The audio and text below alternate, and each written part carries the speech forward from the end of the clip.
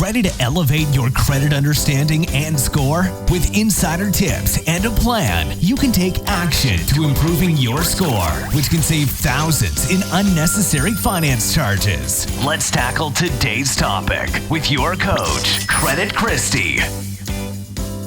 Hey friends, it's Christy, your credit coach. Thank you so much for joining me for another episode. At the time of this recording, it is kicking off holiday season and also spending spree time. Over the years, unfortunately, I've had a lot of really tough conversations with a lot of friends and others come January where they are exhausted, stressed, and financially squeezed. January is when all of the bills start coming in from all of the spending we were doing from Thanksgiving through New Year's Day. So how do we keep our spending in check, our stress levels low, and our credit cards from getting maxed out? Well, let's create a holiday budget and let's stick to it. I think the hardest thing about all of this is we forget about family members and friends. We get invited to events that we have to buy a new outfit for and bring a gift for. And sometimes, well, I'll speak for myself, I feel like I have to have a certain kind of gift for somebody in order for it to really express how I feel. But friends, this has been a very different time than in past years. And I track the data, so I see that millions and millions and millions of Americans are stretched beyond their max. Credit cards are beyond maxed out, savings is gone, checking account is running on empty. So what do we do? It's going to be some practical tips, but this is what is working for me, and so I thought I would pass it along to you. So first things first, create a holiday budget. Start thinking about the things that you've got to do, you've got to attend to, you've got to buy gifts for, and write out everybody that you intend to buy gifts for.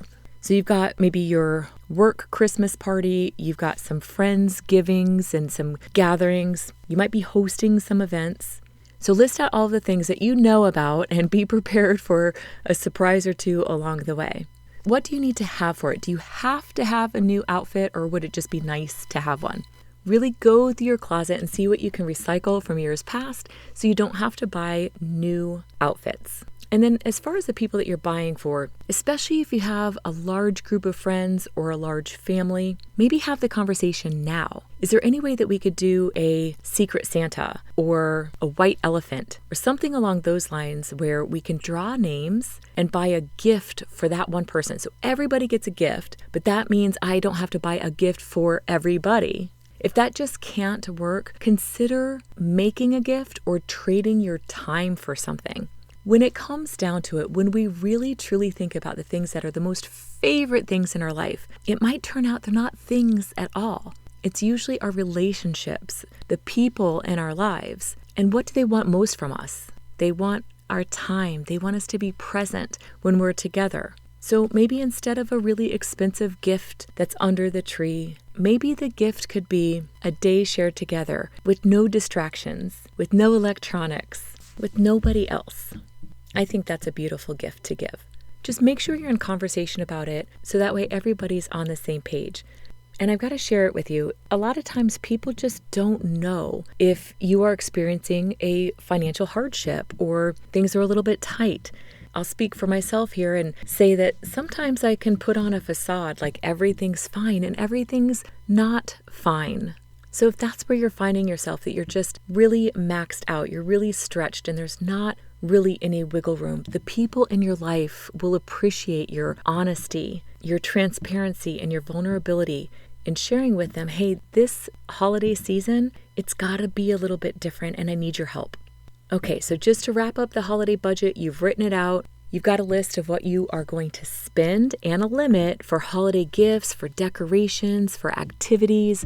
Think about putting a max on if you're going out. I know a lot of times when we are going out for dinners, you've got the $10 or $15 cocktails, you've got the appetizer, you've got all these extras on top of just the entree. So see where you can shave back just a little bit. I know when things got especially tight when we were growing up, my parents asked, can you guys just not have sodas when we go out to a restaurant? Just order water. And that was back in the days when sodas were $1. More recently, I've just noticed that a lot of restaurants are charging $3, $4, $5 for a soda. And if you've got multiple kids, man, that adds up fast.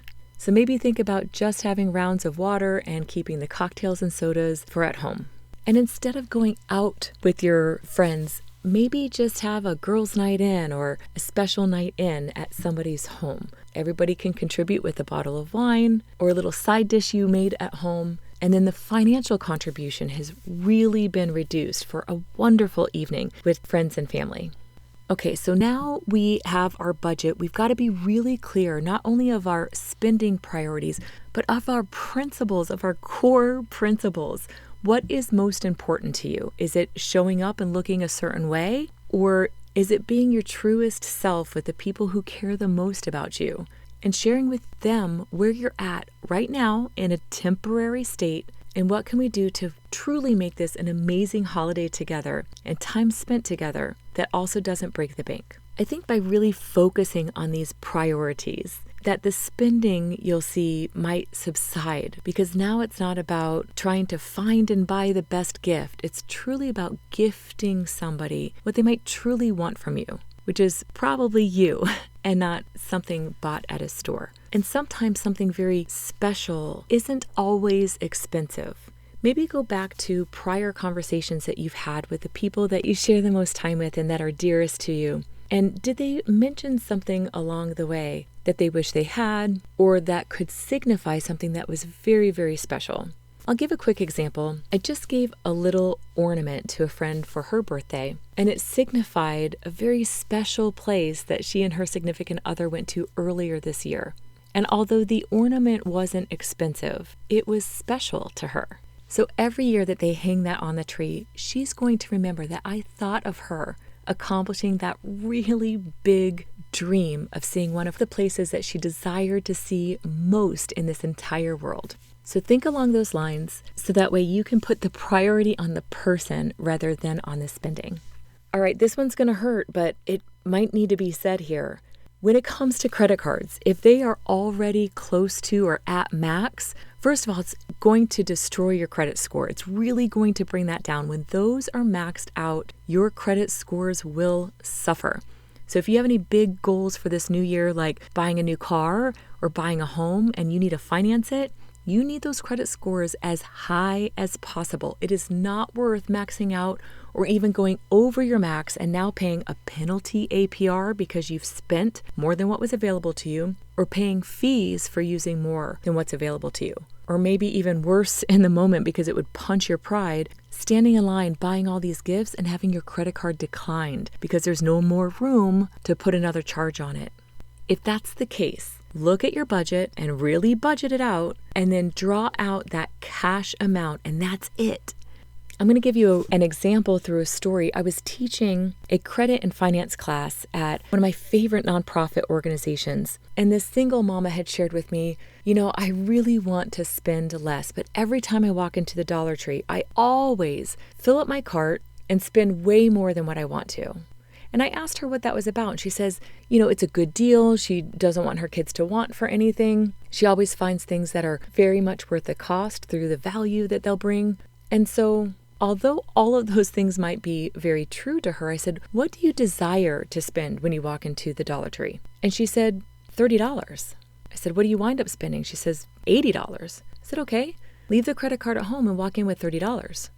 And her eyes just got so big, like I said something earth-shattering or mind-blowing, but I guess in that moment it was. She just never really considered walking in with $30 cash in her pocket, and that was all she had to spend. I bet in that case, instead of grabbing a cart, she grabs a basket.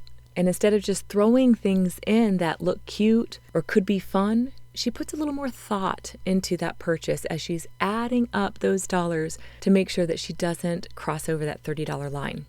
So perhaps you do that too. I haven't shopped at a mall in a very long time because I can find an adorable dress at Ross for $25 that will make my heart just as happy, if not happier, because I didn't just go and spend $120 at Macy's on an equivalent dress.